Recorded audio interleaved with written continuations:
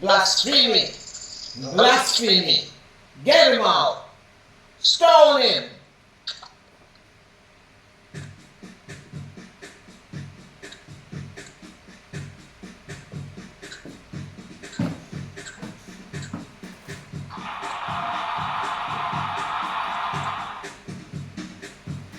Welcome, friends, to another video entitled Metal Will. And for the message, today's discussion deals with Acts chapter 6 to Acts chapter 8. The accusation of blasphemy against Stephen and his defense among the temple council. We will observe the negative power and influence of a clergy team when their true identity is departed. We'll also remember that Jerusalem is still the setting of the Church of Jesus Christ, and Israel is still the main character. Now let's begin with the definition of blasphemy.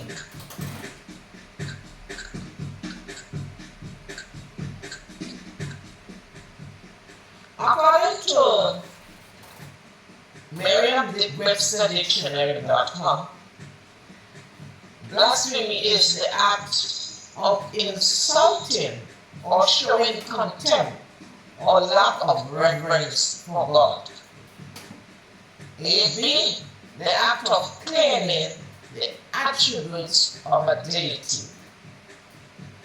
And C. Irreverence towards something considered sacred or alright. So who is Stephen? We see him presented here in art. In some way he looks like Chinese. And he is presented in this art as preaching at the gates of the temple at Jerusalem. This artist is Motori, alright, printingplanet.com. And as you see the faces of this audience, they are listening intensively, sucking up his words. So let's see who is Stephen. According to Acts chapter 6, Stephen is one of the 7 disciples chosen to assist the Apostle Paul. The apostles, not the churches, to assist the apostles in Acts chapter 6. And as we continue in the discussion, I pray that God will give us understanding and appreciation. So Stephen is described in verse 8 as full of faith, full of power, a doer of great wonders, and a doer of great miracles. And he's poised by the artist preaching in the front gate of Jerusalem. Quite a strategic position. So let's look at the impact of Stephen's preaching in Acts 6, verse 7. What we saw was a larger receptive audience exposed to the gospel. Alright, because we had the 12 apostles, they preaching. But we added more, 7 more, and Stephen was one. As a matter of fact, those added were called, I think, deacons. But Stephen was quite exceptional in his talent. So he was preaching, and so we had a larger receptive audience exposed to the gospel. We had greater multiplication of disciples in Jerusalem. And they had a great company of priests who were obedient to the faith. Notice that. A great company of priests who were obedient to the faith. I think in the previous video, I don't think we saw this, but now we are seeing Stephen is convincing the priest. And the priest is part of the administration as well. Now we want to observe the action of the priest away from the influence of the council. Because in the last video, when they were dealing with arrested Peter and John, the priest was among the council. But now that the priest is not with the council, in this account we see them giving responsiveness to Stephen's preaching. Alright, so watch the influence of the priest away from the council. So you can see them exercising independent thinking and decision making. Okay? So they're not influenced by any significant authority. Alright, so they are happy receiving the gospel. But Stephen has opposition. And where is this opposition coming from? So we have a council consisting of the high priests, scribes, elders, and false witness from the synagogues of the Libertines. Now, according to the Family Bible Dictionary, they suggest that this is probably a group of free Romans or Jewish slaves. Alright, and we also see a possible observation of a new social groups with the acceptance of the gospel. And actually, not a probability, it was actually real. The gospel was really transforming the social order because the Roman kingdom was filled with slaves. Alright? And so that's because we had slaves, so we had slaves in the context of the Gentiles, and they all had a different type of belief of philosophy which governed them. Alright, as opposed to the last video where we see Israel had a different philosophy. Alright, so there was the gospel of Jesus Christ was really cracking up that social fabric with slavery. Alright, so the gospel was raising the self-worth of the slaves, because the slaves were only considered to be bodies. Alright, they had no other significance. Alright, and they could have treated them anyhow. Alright, but the gospel of Jesus Christ was giving slaves an identity that they did not have, a self-worth that they did not have. And of course, that was a challenge to the status quo. Alright, so what is interesting here is that we have these leaders that were in charge of the synagogue. So we have these priests, we have leaders in charge of the synagogue. And we want to keep an eye on the behavior of the leaders there as opposed to the general crowd. And we also had opposition from the Cyrenians. These also were and the Alexandrians and Cilicia. And Asia. Now, we're going to see in the map just now that these nations were present in Jerusalem on the day of Pentecost. And remember, on the day of Pentecost, we had all these people being baptized. But we are seeing now that the effect of the day of Pentecost, or the impact of the day of Pentecost, is seemingly being reduced by these leaders of the synagogue. Now, we saw, it is emphasized in black, we saw the Cyrenians, they are from North Africa.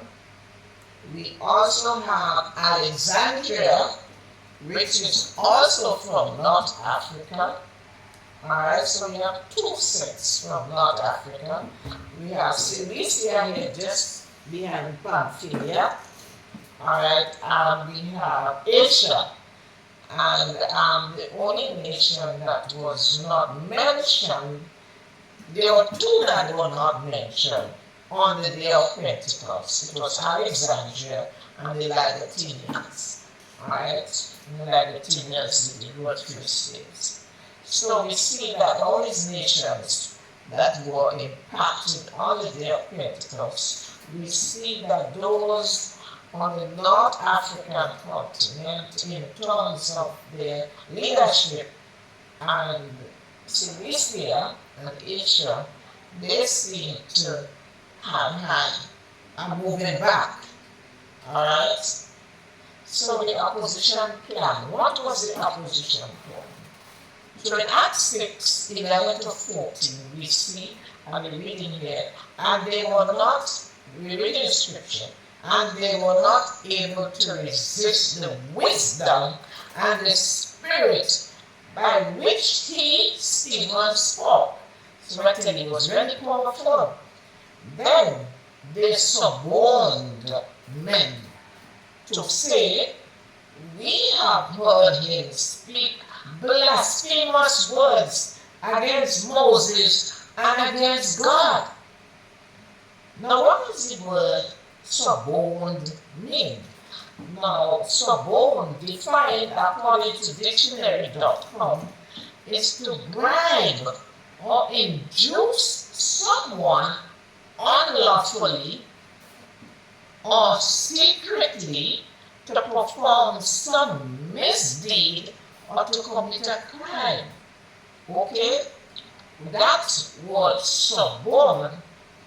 We also saw the same behavior with on the day concerning Jesus' resurrection, when the soldiers were bribed to say that Jesus did not resurrect, and instead of action coming from the chief priests and elders.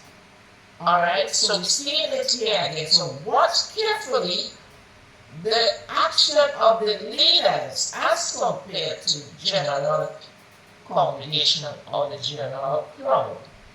Suborn, right, we continue it, and the law is to induce a person, especially a witness, to give false testimony or to obtain false testimony from a witness. So it's either the witness give the false testimony, maybe from his own ingenuity, or somebody causes the witness to give the false testimony. Okay? So that's it.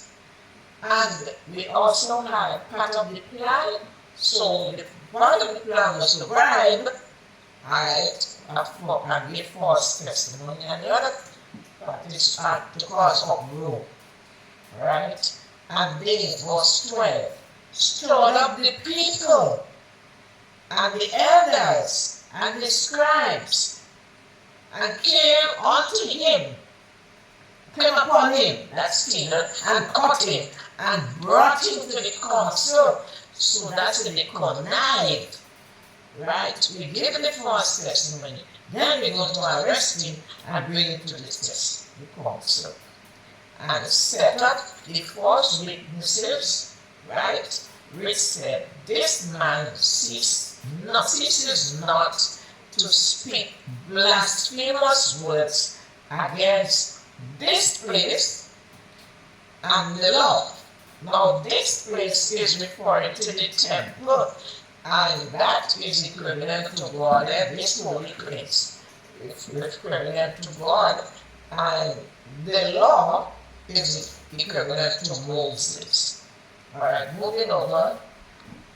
And so we see argument against the new covenant, ladies and gentlemen.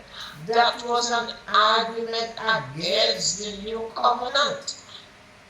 The removal of the sacrificial system and physical circumcision, which was fulfilled in Jesus. So they were arguing against the work of Jesus Christ's salvation.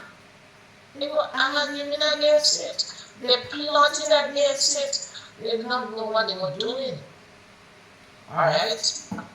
For we have more than to say that this Jesus of Nazareth shall destroy this place, meaning the temple, and shall change the customs which Moses delivered unto us. There was a change of the sacrificial system and the circumcision, which was also a mark of the covenant, and that was also impacting because they both pointed to Jesus Christ. But it was not a problem if they continued the circumcision, but it was because circumcision has to do with the removal of the foreskin of the penis, and it's looked as a health condition or a health practice. So that was not really a problem. What they didn't have to do is to post it on others as we go on, we will see. So they could have kept that. But the part that definitely was out of context was the sacrificial system. Alright? But they didn't understand. Okay? So listen, we don't want this Jesus. No Jesus. No change. Right? So the question is, who are they killing for? Who God are they killing for? Who is this God? Because the very God that set up this system that points to Jesus, salvation, this is the very thing that they did not understand. And as a result of that, they end up killing to protect the social and religious system. No question. Who was in charge of that system? It's God. It's not them. God called them. You know? So what you find happening was Satan. You know, Jesus made mention of the synagogue of Satan in the midst of the same and rulership. Right? So they were killing. And so we must be careful, you know, because there could be very strong and a value, and that value is not godly. So we have to be very careful how we think and exercise our arguments and our power. Now there's a note. It seems that even though the gospel of Jesus Christ was improving the socio-economic system of the first century, the behavior of Israel's ruling leaders objected to such achievement. You know? So that's a question there. So therefore we have need for a greater explanation, right, as to, because I'm picking up some new information concerning the philosophy or concept of who a slave was. And some of those leaders themselves had slaves, okay, under the Roman system. But there might be more than one reason, or several reasons for this objection. But we see this third objection, and it had to do with holding on to the social system. Ladies and gentlemen, so Israel's rulers' behavior in objecting the gospel of Jesus is in contrast to post-Israelite 18th century emancipation on the West, where the Church of Jesus Christ was used as a welcoming change agent to uplift the socio-economic conditions of freed slaves and uplift the moral degradation from which some nations had sunken. And education was a major contributor. But I must say that this is a general statement because Christianity was actually, impact of Christianity seemingly was welcome to a certain extent in the Roman Empire because we saw that Christianity after a while became the state religion. Okay? So there we have Stephen before the council, and this is the Jews. So we see opposition is coming from the church, the leadership of the church. Alright. So we have to be really careful because some people have some weird ideas about their identity as Christians, their identity as leaders, and so on. And so they believe that, what they act and do and think is the authority of God, but men making business. So yes, Stephen before the council, defending himself. Now Stephen's self-defense, we find it in Acts 7, 1 to 53. Now, I'm going to only emphasize that which is really important to the context of what we're doing, because there is a parallel presentation as Peter. Now, we have seen bold declaration before the council, and that boldness is something we want to watch because that is one of the mark of the presence of the Holy Spirit as a gift in the individual. So we see boldness, he is not afraid of human face. Alright? The contents was a heavily detailed discourse on Israel's prophetic history. It was similar to Peter's sermon in Acts 4, but it has still more informative details, really detailed. So we had verses 47 to 53 was actually aimed at the council, vehemently pulling the mat from under their feet. Alright, and that's the social mat. Referring to the temple, Stephen alluded to the tabernacle of witness, a tent, which was a tent, right? This was really the form of a tent material. You could pull it down and move it about, right? During Israel's wilderness journey, when the sanctuary was given to Moses in vision from God, we see that in verse 44. And so basically, God was moving about with them.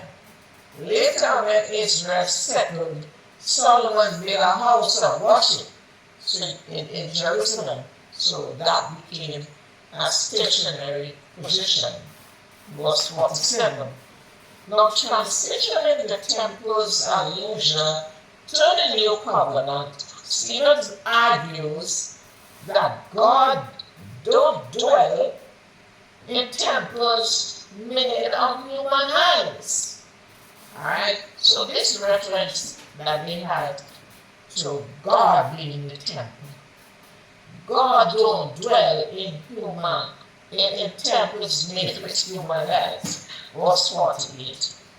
Removing devotion from the earthly temple to Jesus, who is the true temple from heaven, required our highest devotion and loyalty.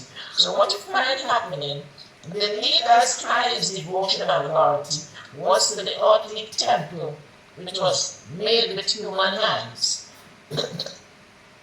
But Jesus, who was actually in that temple, they did not know him.